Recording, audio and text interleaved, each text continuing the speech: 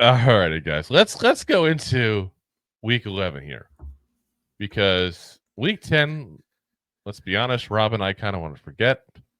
We did not do very so good bad. at all in any way, shape, of the imagination. What we did do, though, is we did go ahead and at least do decent on the straight up picks, I guess. It's not horrible. I'm trying to give us a positive here. Yeah. It wasn't pleasant at all, guys.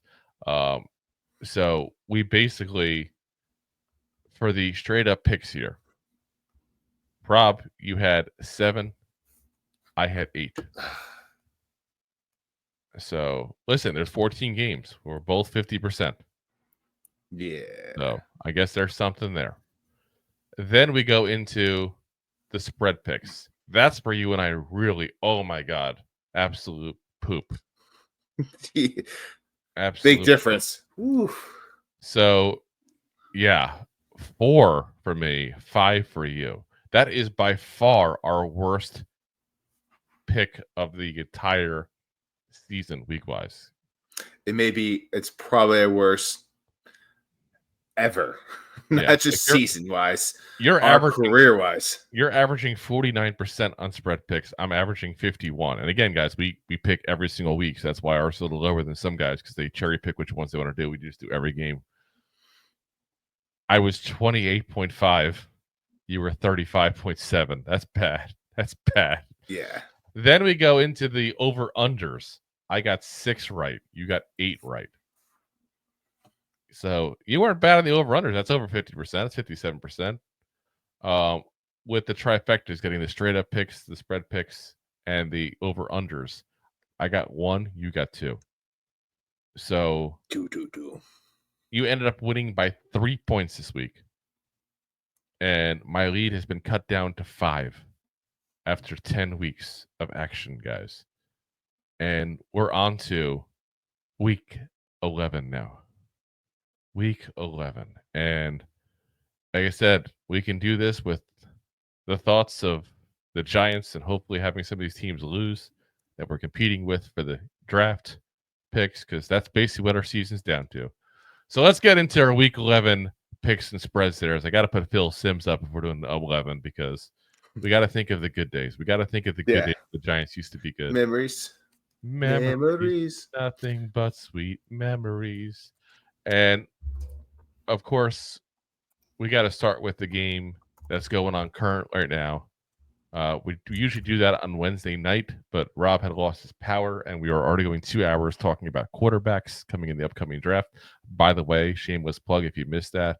That was a nice 2-hour spree of talking quarterbacks and just quarterbacks coming up in this draft, you guys. So check that out there at our page there. So Commanders at the Eagles, currently going on right now with the Commanders on a 7-3 lead in the second quarter, ending actually. So we're actually about going to halftime. Going to halftime. So, Rob, looks like you and I both picked the Eagles to win. There's a 4-point spread that the Eagles giving up 4 points. I picked the Commanders, so did you. We both picked the under of 49.5 as well. So it looks like thus far we'll be getting 2 out of 3. We are we're not doing bad here, guys. We're not doing bad there. But there's still a whole lot of football left. Yes. Listen, that's still a whole lot. But right now, if it ended right now, you and I would get 2 out of 3 each at that point. So we get the spread and we get the over-under pick. So I'll take it. I was in North Philly today in Old City, and those birds were ready to fly today. My God. I right out of that city at 3:30. I was actually born and raised in West Philadelphia. We're shooting some hoops. On the playground is where I spent most of my days. All right, next up, Rob, go for it. All right, up next, we're talking about a Germany game. Oh, no, that's a lie. That's a big old lie. That's a 1:00 game. I was about to say, this is a non-international week, Drew. Why would you do that to me? I'll make you tell it proper. You fell for it. Fooled you. I'm a silly man who just picks his nose. Oh, wait, that's not it. What? Anyway, San Diego. Anyway, you got the Bears hosting the Packers. Not Bears. The Bears. The Packers are 5.5-point favorites on the road, which really shows you how much respect the Bears have The gotten. Packers have always, though, beat the crap out of the Bears on the road. You're not wrong. The Bears, let's put it this way. So the way the Giants used to play the Commanders is the way that Aaron Rodgers and Green Bay Packers have always played the Bears. They've had their number for the past decade. It's been pretty brutal. So now you also got Jordan Love up in there. Aaron Rodgers is 26-5 in his career over the 15 seasons when he's played the Bears, including 2 playoff wins. Yeah. That's pretty crazy. And now in Jordan Love era, it's a little different. Oh yeah. We don't have the records there. But there's also a better defense in the Packers than they've had in the past decade.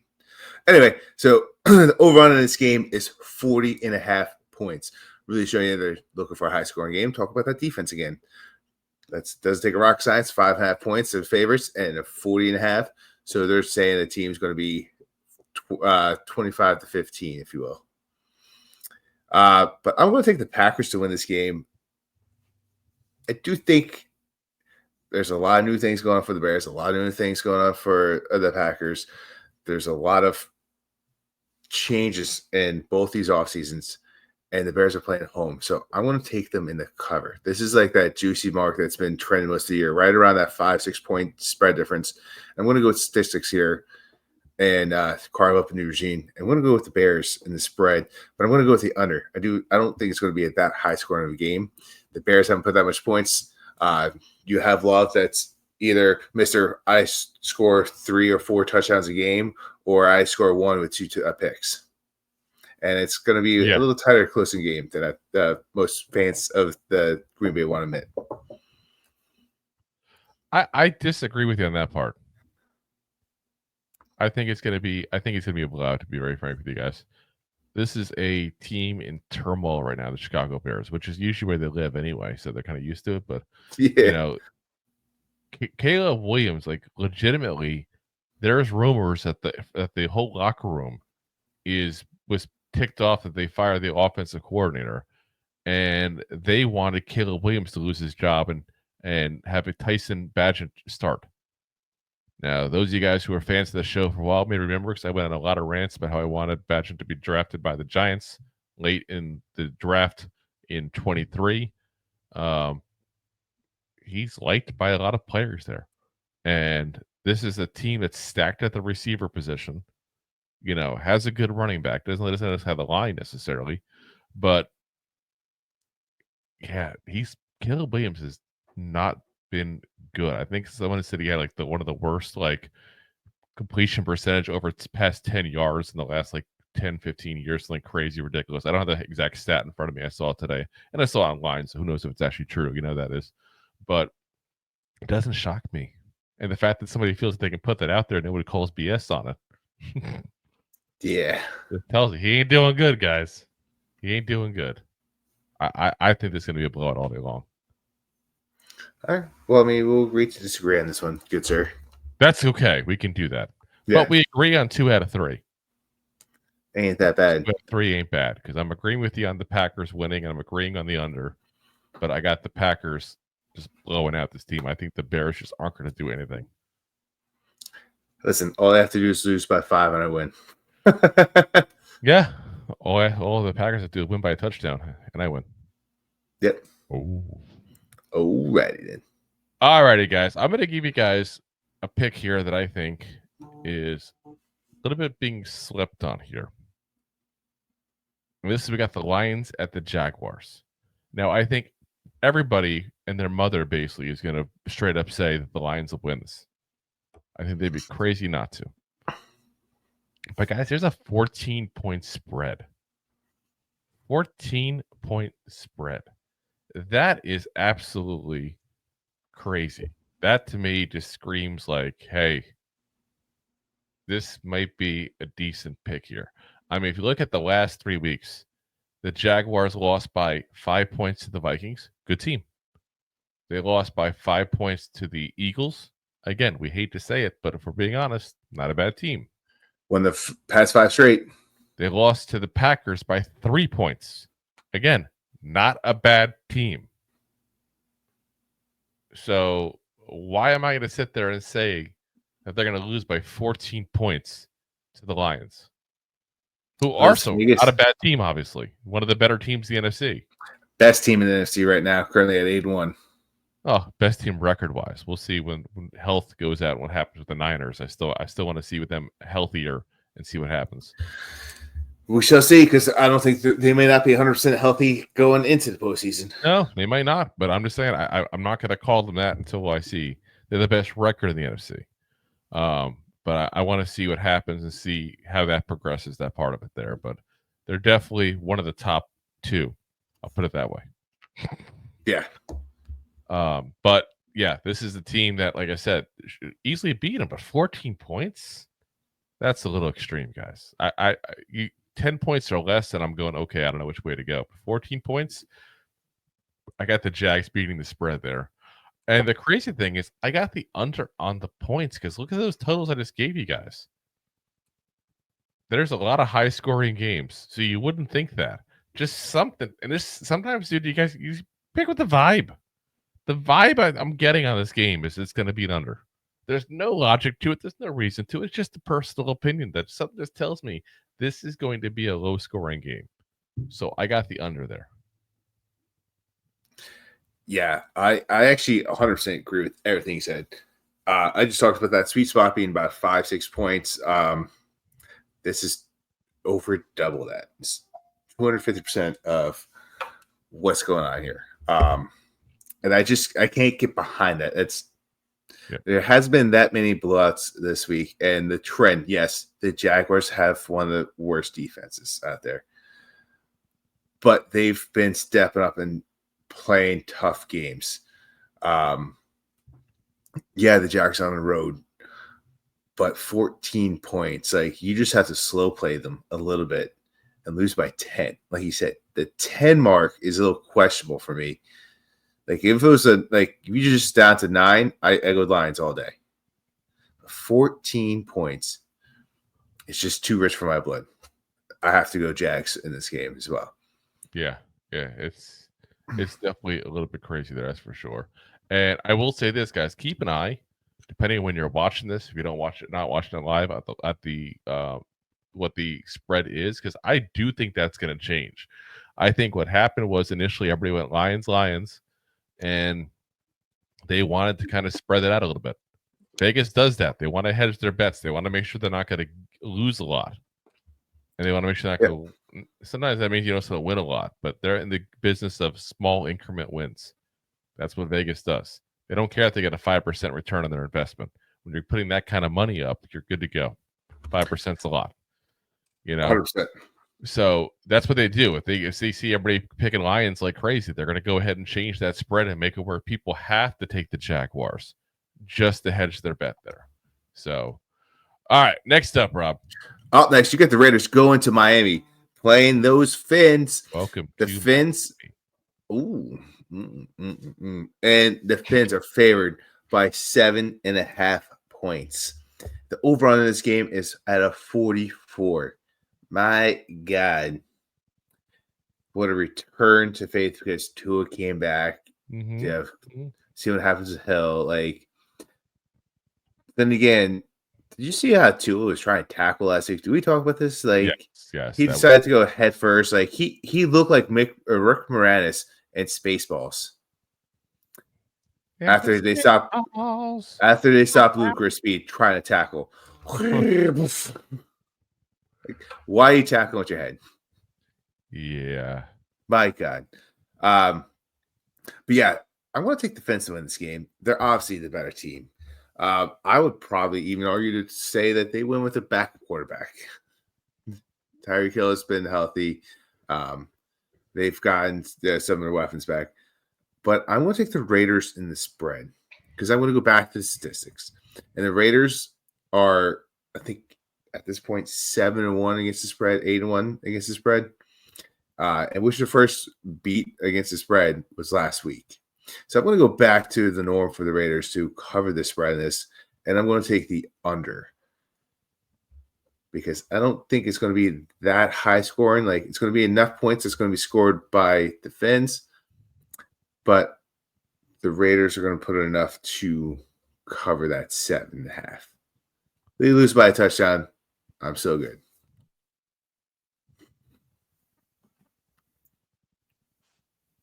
You know, I feel like maybe part of the issue for me is I'm looking at what happened last time they played. So they had a bye week last week. The Raiders did. Week before that, they got blown out by the Bengals, 41-24. I got an issue with that.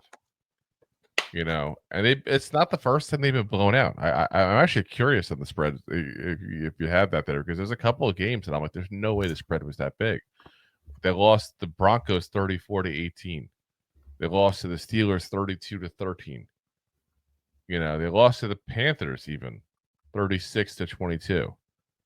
There's been some big blowouts that these Raider teams had. And I just feel like that's what the road we're going down for this one. Just something tells me that's what we got going on there, because the Dolphins know that they need to start winning if they want to do something this season. Tua is back. Tua's he knocked off the rust a little bit last week, and they're playing against a very bad team in the Raiders. So I got the Dolphins to win. I got them to cover the spread, no problem, and I got the over. Something tells me the Dolphins are going to do enough scoring almost by themselves to go ahead and get that over.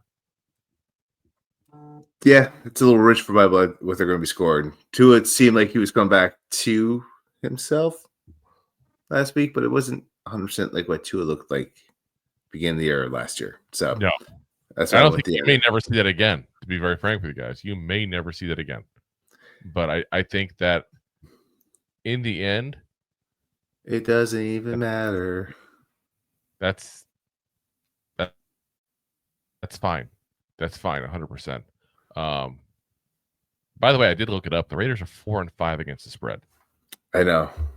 CBS lied to me. I just looked it up as well. Stats Muse. That's according to Stats Muse there. So yeah, I just looked it up. I just looked buying that all day long. Yeah, Stats Muse is pretty good for that. Plus, they give you funny cartoons of people that play football. All right, next up, we got the Rams at the Patriots here, guys.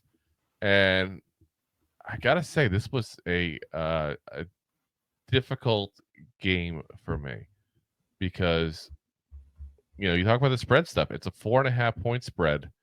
The game is in New England at that point. And I'm like, okay, Drake May's been playing a little better. Which way do I want to go with this? The Rams disappointed us last week. So I'm going to still pick the Rams to win. But I'm going to pick the the Patriots to cover the spread, the 4.5-point spread. I'm going to say it's going to be one of those really tight, close games there. And I do have the over on the 43.5 points there. And this could be one of those games that for us decides this week, because I know you're a little different than me. A smidge different, not too much different, because I do think the Raiders are the better team. The defense didn't look as hot as what they were before. But since Drake May has taken over this offense for the Patriots, they've been playing better football. Their defense has also looked really good for the Patriots, but in the past couple of weeks, their defense has not looked as great.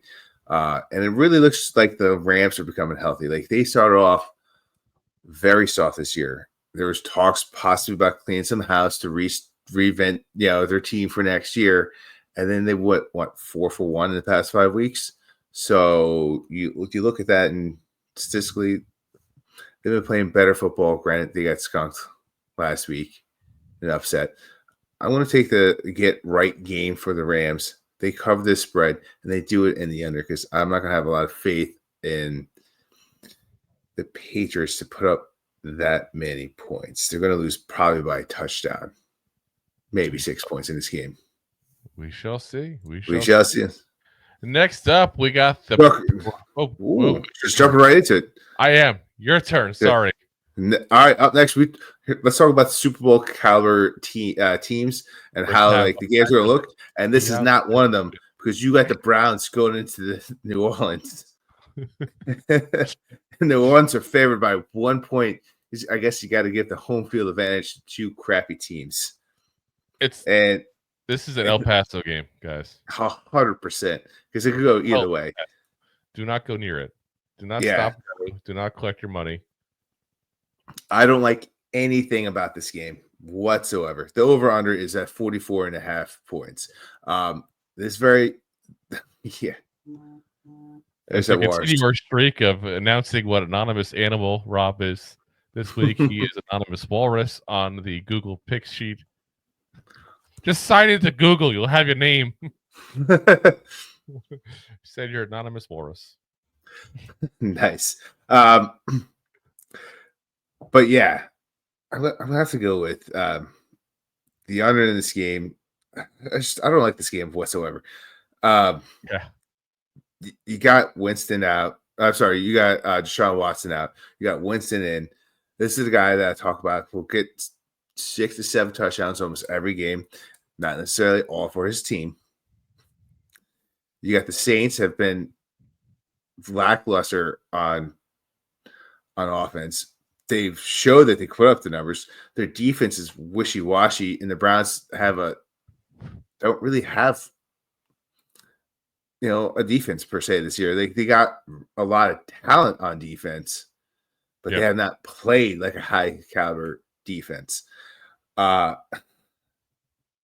just gonna go with the home field advantage here. Like at that point is pretty much where I'm going with this. It's gonna be a low scoring Saints win in a brutal fashion football game. I think Winston's not gonna play balling out.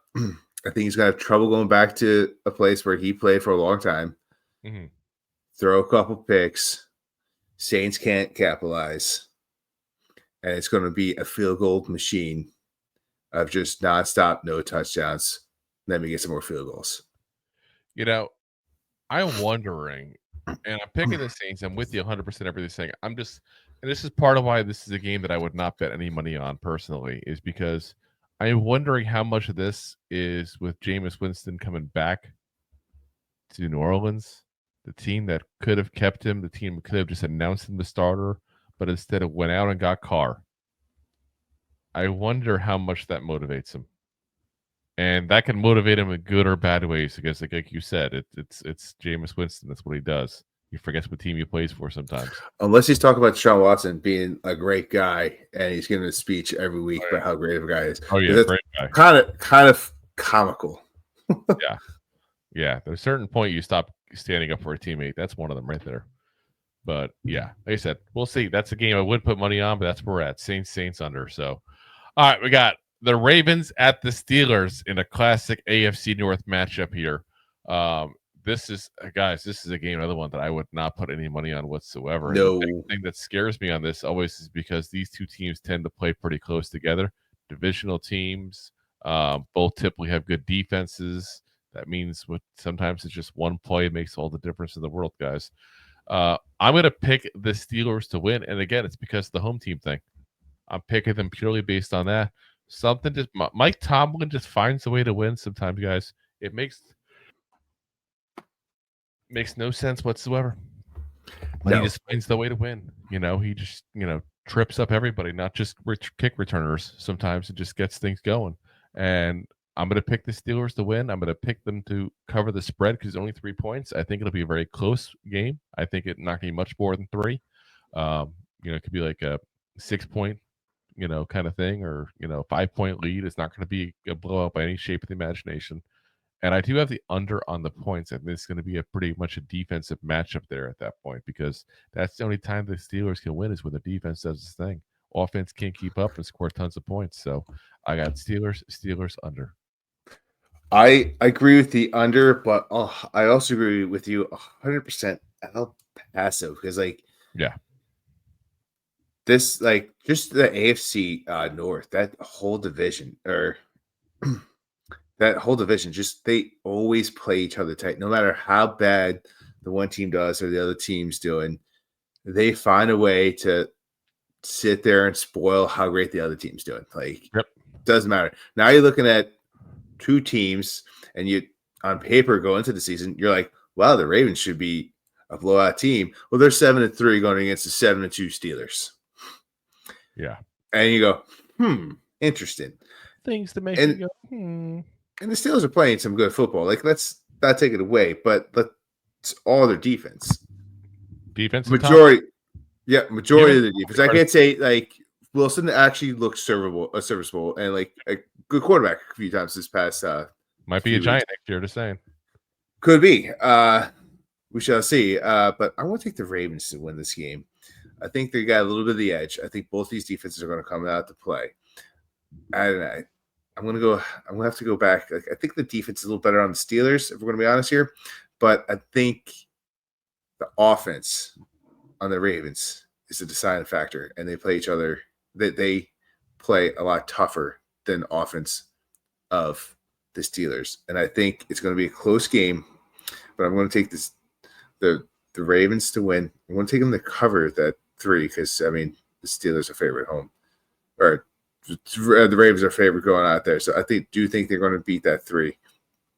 And I'm going to take the under because I think it's going to be one of those low-scoring 20-13 games. Yeah, this is like I said, a game that nothing would shock me. Nothing would shock you guys. I also want to be shocked if it turns around to be like 44-40. Yeah, it looks like the Bengals game. I'm not confident in any of that pick whatsoever. I'm just throwing it out there based on strong defenses. So under and home team is Steelers. That's why I'm doing it that way, point blank. Yeah, 100%. But up next, talk about another exciting game. You got the Vikings going to Tennessee playing the Titans. And Tennessee, the Vikings are favored 6 points going into Tennessee. And the over-under is 39.5 points. My God, this should be a shellacking. Yes. The Titans have not played good football. They've played decently on defense. Who knows what's going on, Levis? Like, that guy's just a meme away from breaking the internet. Yeah. And surprisingly, the Vikings defense has been playing very well this year as well. And I think it's their offense, obviously, it's been playing lights out. You got one of the best receivers in the game, if not arguably the best receiver. So I'm going to take the Vikings to win. I'm going to take the Vikings in this upset victory. And I'm going to take it under because I don't have faith in Tennessee's offense to put up points. Yeah, I got to ask, how is it the Lions got 14 points going to the Jaguars, but the Vikings play the Titans and we're only giving 6? That just doesn't because one has the worst defense in the league and the other one has a way better defense. Do they, though? I mean, let's look at the last couple weeks, guys. The Titans lost to the Chargers 27-17. They beat the Patriots 20-17. Then they lose 52-14 to the Lions, 34-10 to the Titans. I'm sorry, it's the Bills. So, yeah, I can't sit there looking at the last 4 games and say it's that good of a defense at this point. You know, that's a lot of points minus that one game against the team that's, struggled to put up some points in general this week, this year. That's a lot of points to be given up. So, if I had more faith in the Vikings offense, I would go the over. But I'm with you 100% of where it is. But I'm just saying that's a ridiculously low spread for this game. This should be an absolute blowout. And if the Vikings haven't won this by the second quarter, I'll be shocked. That's how much of a difference this is going to be. Las Vegas knows something we don't know, and they're expecting a fall off from the Vikings. The Jets and Texans a couple weeks ago. We're like, why are the Jets the favorite? And then the Jets win. Yeah. Vegas always knows. Oh, Vegas knows. Next up. So you got the Colts at the Jets. We talked about the Jets just a second ago. That's what I said. They come back again like a bad rash, which, Aaron I have a top cream. Spelunking in a cave for a while with mushrooms. See humidity. Guys, I got to say, there are very few teams that I have less confidence in than the Giants in the NFL. And the Jets aren't one of them, but they're not far off from that, guys.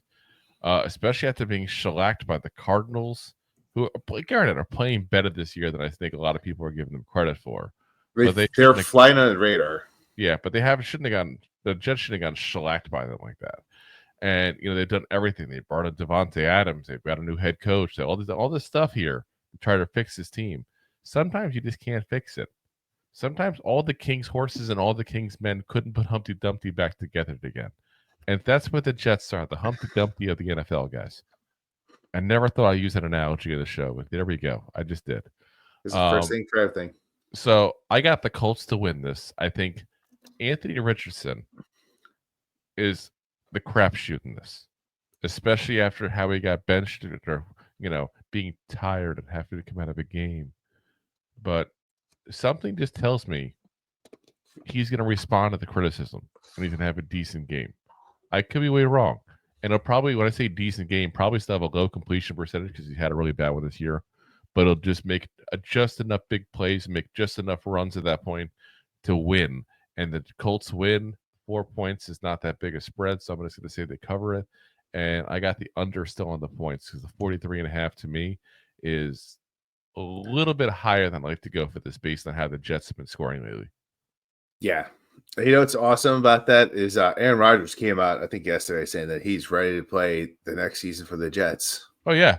Of course he is. You know why? He's got millions of dollars that he's guaranteed. It's like 23 or 19 million or something like that next year if he plays. He's got more than 23 probably. He's got a ton. That was such a why would you sign a 40-year-old quarterback and backload it? Like, you tell me how that makes any sense whatsoever, guys. His cap number last year was $8.8 million. His cap number this year is $17 million. Next year, $23.5 million, guys.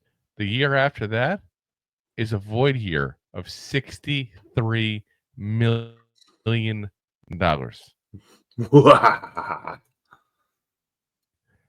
They legit can't cut this man quick enough. And quick enough is going to be 2026. Yeah. It's bad, guys. It's bad because, and they'll probably, like I said, it's a void year, and they're probably written in a way that's team friendly to a certain degree to let them spread it out. Over the cap's got to spread out over the next 3 years. But so they're paying Aaron Rodgers till 2029 when he's 46 years old, guys. Jets fans, if you happen to be a Met fan, prepare for your version of Bobby Bonilla Day. It's coming. It's coming. It's coming. Oh, yes. It's totally funny because it's true. But it is. Listen, bad franchises make bad decisions. And both those franchises, unfortunately, for their fans, because I try not to hate the teams. I'm not a fan of in New York too much. But, yeah, they both have made some really poor decisions. And this is one that's coming back to bite the Jets in the butt right now. Oh, yeah. But, yeah, I agree with you, Drew, in this game. I want to take the Colts to win this game. And I think the Colts in the cover. And I'm going to take the under as well because I don't think any of these offenses are anything to look at, especially this year. Like you said, the Jets try to do everything right. Sometimes you could make all the right moves. It's just not a right fit, and it's not going to happen. And I think it's going to be a more defensive game. It's going to stay in the under, and the Colts are just going to squeak one out. Squeak. All right, let's go into this 4 o'clock games. Unless you want to pay the bills, Drew. You know what? I was about to say, we're going to pay the bills before you do that real quick. I was about to say that because you already private chatted me during this and scolded me. Wow. Enjoying the show? Looking for more goofball action? Consider a membership at buymeacoffee.com/2giantgoofballs. Memberships start at just $5 and give you additional goofball access. One-time support payments also available starting at just $3. buymeacoffee.com/2giantgoofballs. Oh, yeah. And, of course, guys, you can always go ahead and support the show by sending a super chat here on YouTube or stars on Facebook. Or if you want to do the freebie way of supporting us, listen, we still appreciate that. Even sometimes the best things in life are free. Hit that like, hit that share, hit that subscribe, hit that thumbs up button there, guys. ring the bell, hit all the positive buttons, ignore the bad ones. And like I said, it really helps get everything going there. Or leave a comment here. We got a couple comments already. We'll get to you guys let's get a bit there. Once we're done with the picks here, we'll get to you guys. So let's get into the 4 o'clock games. 4 o'clock games. Starting off, we got the Falcons going into the Mile High Club themselves. Ooh. Maybe it's not part of the Mile High Club. I don't know. Anyway, they're going to Colorado. Stadium. The Mile High Club is a different thing. Wow. Well, if you're a mile high and in a stadium, sometimes it's sometimes when the mayor and the stallion love each other. You can join the Mile High Club. Anyway, you got the Broncos hosting the Falcons. The Falcons are favored by 2.5 points in this game, or they give it up, I should say. And the over/under is at 44.5 points.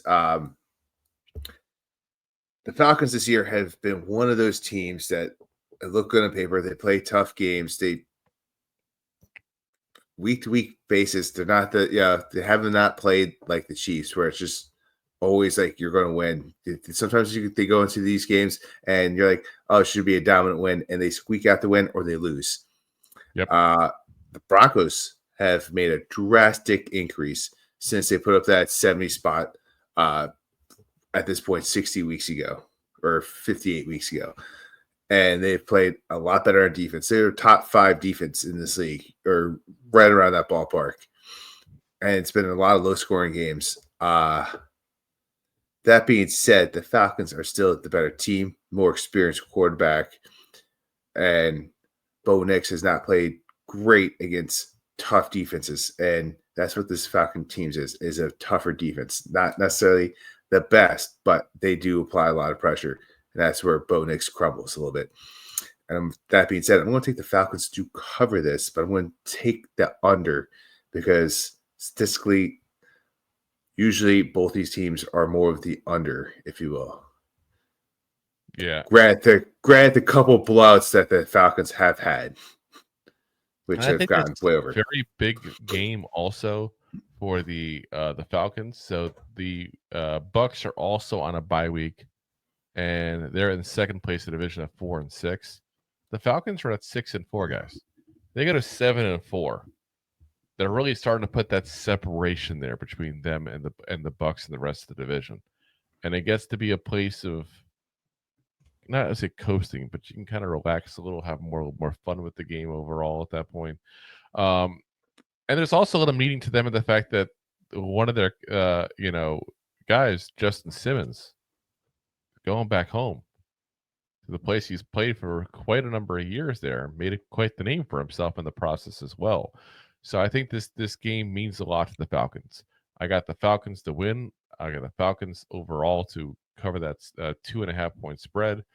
I got the over on the points. I really think the Falcons are going to do just enough to put themselves over that hump, and the game's going to go like the high 40s in the overall points. I think they're going to do enough to put up a lot of points, and I think what's going to happen to Colorado is they're going to put enough none, a lot of nothing out there to make this to keep this in the under. Yeah, we'll see. Like I said, that's going to be. I think it's in a little closer game than people realize. I just think this just means something to Atlanta more than it does to Denver right now. So next up, you got the Seahawks at the 49ers, another key divisional matchup here. You got a team that in the 49ers is just trying to get right. They're 5-4 at this point in the season. That's definitely not to the expectations. The Seahawks are 4-5. And this division, guys, is up for the taking at that point.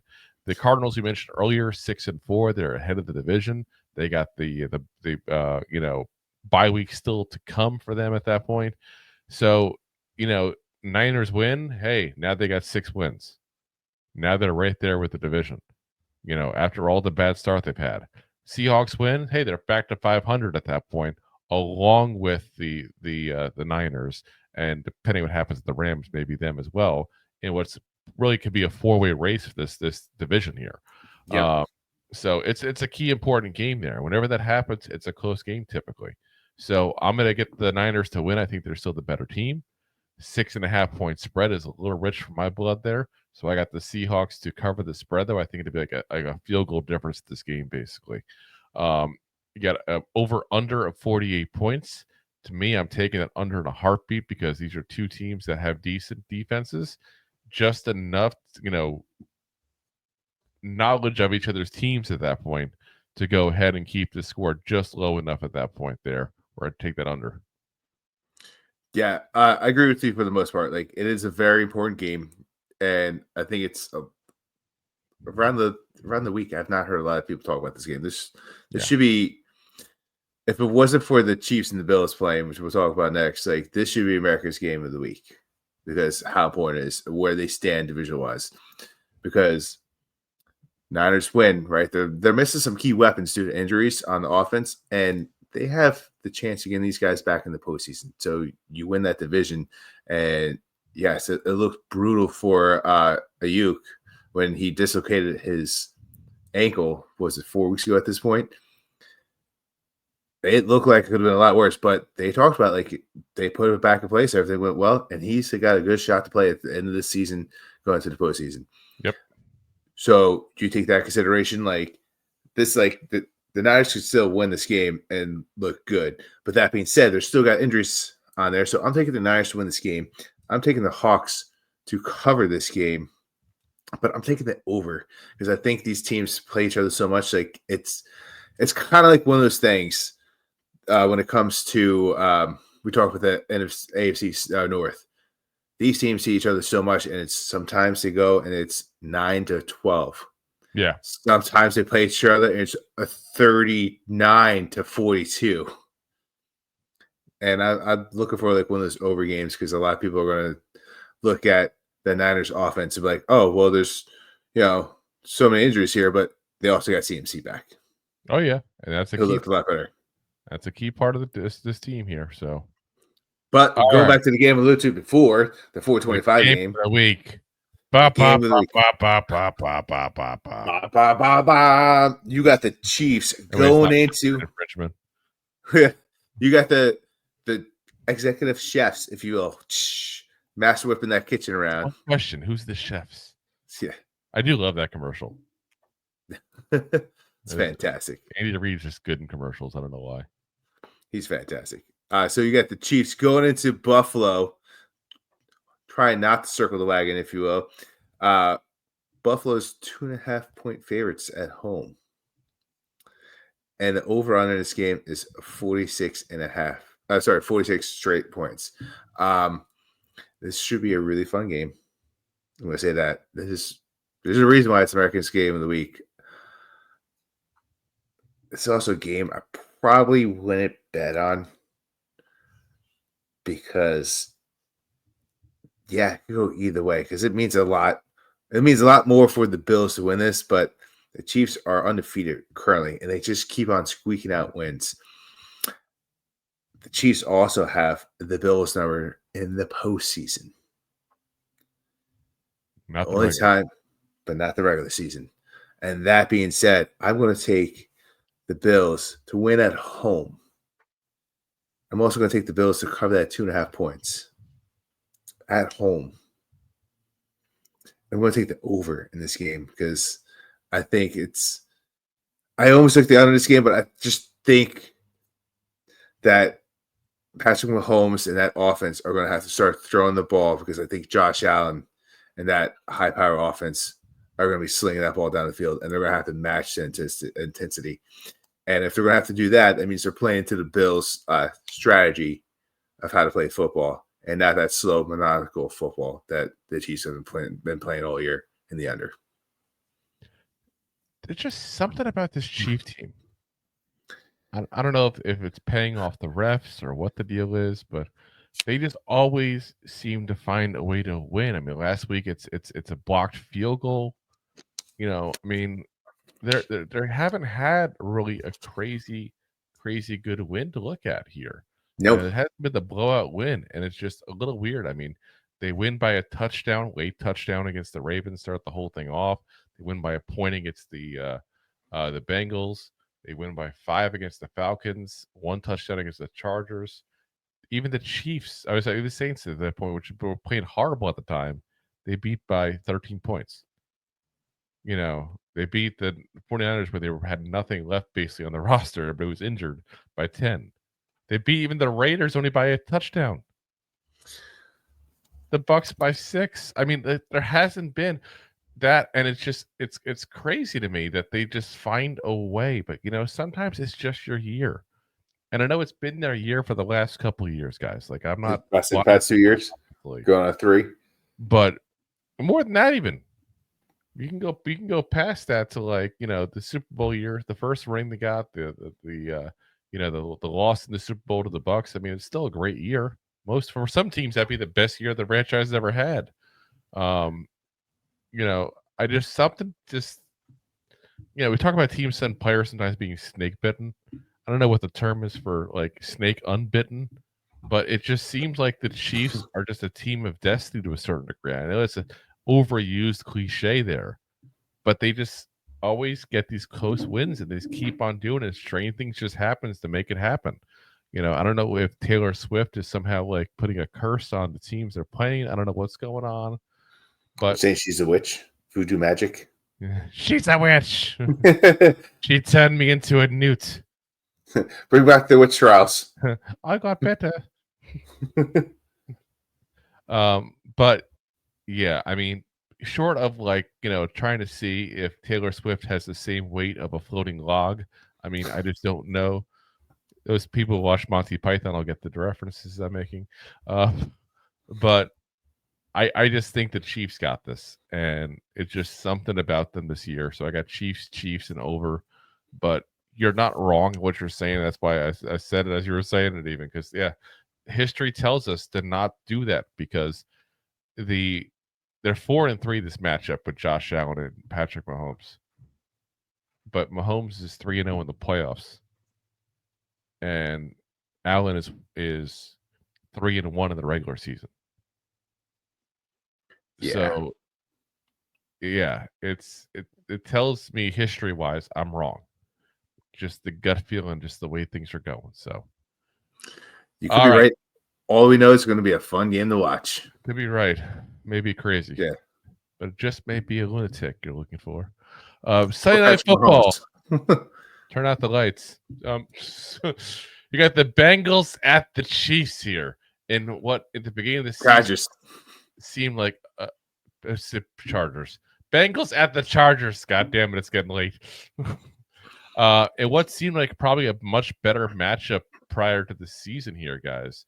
But yeah, it's something just not right there for those for those Bengals this year. And obviously we all know it's the defense, but they're 4-6 on the season. Chargers doing the thing as we called before the season started here because they finally have a decent head coach and they're 6-3 now. So, it just tells me what's going to happen here. The Chargers, I think, will win. They'll continue their winning streak ways. They'll put just enough points up on against a very bad Bengals defense. They play smart football. They run the ball. They control the clock. They do the things that a Harbaugh team is going to do. Control the clock means to me under on a 47.5 because that's a pretty high spread. So, yeah, I got Chargers under. Yeah, we agree on the under, Jim. The Harbaugh family, they like just being maniacal and slowing that clock down. Yep. Especially if they don't have faith in the quarterback, but they have faith in Herbert. He's been doing well. The defense has taken a leap and bounds of the past couple of years of being the Chargers, and they've been playing a lot better. So I took the under as well. But if you look at the Bengals as well, yes, they're 4-6, but I'm pretty sure they're 3-1 in the past month. They have started off terrible. And I've been saying this nonstop, till blue in the face. Maybe they're 3, whatever it is. They start off really bad, and they start turning things around. They lost against the Ravens twice and a very high-scoring games twice. So they have the ability to put up the points. And when you're moving the ball down the field slow against a high-caliber team, I'm going to take the edge out on the Bengals. You can't count them out. Do the Bengals make it to the playoffs? Do they cut it out? I don't think so. I think they still got faith in this team. You got Joe Burrow and Jamar Chase, who, if you had on fantasy last week, the two of them matched up, you won on Thursday Night Football because, my God, those two guys had it out. And They did. my buddy had almost 190 points just with the two of them playing Thursday night. So he just kind of didn't look at his fantasy lineup, which is uncommon for anyone playing. But I'm going to take the Bengals to win this game. I'm going to take the Bengals to cover in the under. But I probably would not bet this game if I was going to come into this. I'll probably leave this as an El Paso. But I do think that the trends are speaking and the Bengals are making the right moves. See, I got to disagree with you respectfully. So here's what I look at the record. I'm looking at the actual Bengals season so far. So they got stunned by the Patriots in the week 1. Let's just take that as a hiccup in the road. That's fine. Okay. They lose to the Chiefs. They lose to the Commanders. They beat the Panthers. They lose to the Ravens. They beat the Giants. They beat the Browns. They lose to the Eagles. They beat the Raiders. They lose to the Ravens again. There's a trend in this. They beat the crap teams. They lose to the good teams. The Chargers are a good team. Look at the wins. The wins are the Panthers, the Giants, the Browns, and the Raiders. I hate to say it as a Giants podcast, but that is the quadruplet of like the crappiest teams, basically. Throw in the Patriots, and they're basically 4-1, playing the 5 worst teams in the league, basically. Gotcha. I wouldn't say the Chargers are the same caliber team as the Ravens, and they went to overtime twice with this team, did they not? Let me take a look as far as that.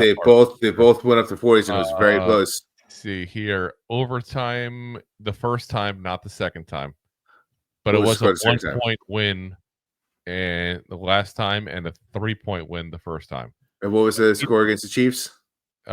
Chiefs was 1-point difference. They lost 26-25. So I agree with what you're saying. They're beating up a bad teams, but they're also playing good teams close. They are, but that's why I think the point spread's only 1.5. Because that's a pretty low spread differential. I think they're giving them the respect in the spread. But the history of this season is showing me the Bengals are beating up on crappy teams and can't beat good ones. And it's all the defense, guys. Just to be very clear on that. 100%. Burrow, that's not Higgins. That's the defense. The defense took a massive, massive step back this year. So big time. All right. Last game.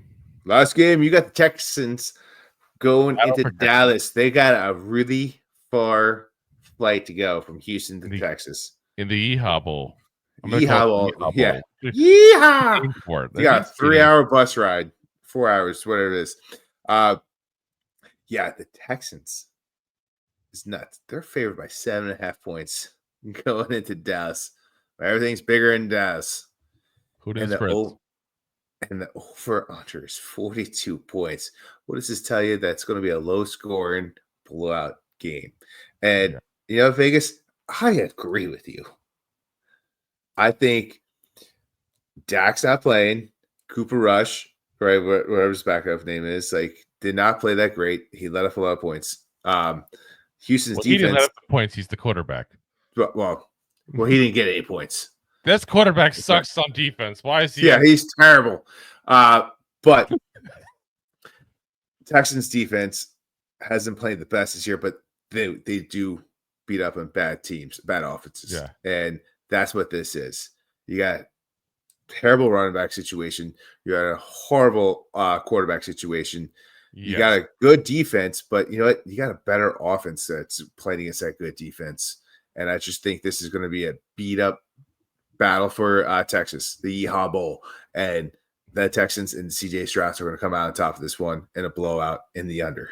Is it too late to flex this game out? Because seriously, so here's the stats on the Cowboys quarterbacks their last week against the Eagles. Cooper Rush, 13 of 23, 45 yards. He gets benched for Trey Lance. Trey Lance, 4 of 6, 21 yards and an interception. Guys, they had 66 yards of passing offense. And that's not even taking out any yardages for sacks, which I didn't look to see if they did any. Let's see, 1.5, 2, 3 sacks the Eagles got as well. So I don't see a yardage on this. The box score, but 66 yards of positive passing offense, and then you got another 3 sacks to take out of that. So you figure they really probably got 45, 50 yards of passing offense. That's horrendous, guys. And there's a reason why Jerry Jones was so angry afterwards. And I loved how everybody cornered him and made him answer questions. And I hope they keep doing that because that man deserves to be angry. He's had too many positive things in life where, quite frankly, I think he's kind of a schmuck myself. But I'm not that other guy personally. He owes it to us. The vibe, he's a schmuck.